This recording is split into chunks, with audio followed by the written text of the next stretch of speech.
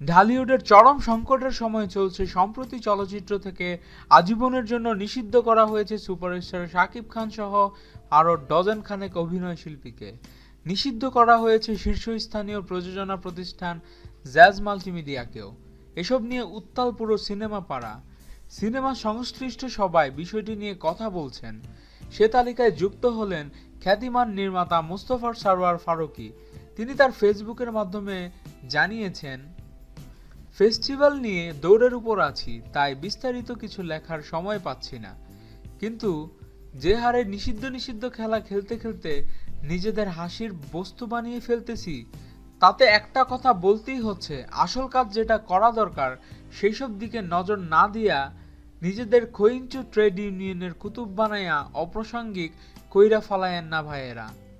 বুদ্ধিমত্তা আর প্রজ্ঞার পরিচয় দেন, এমনকি নিজেদের সামরিক আইন, প্রশাসক বা পবিত্র ধর্মীয় বস্তুও ভাববেন না।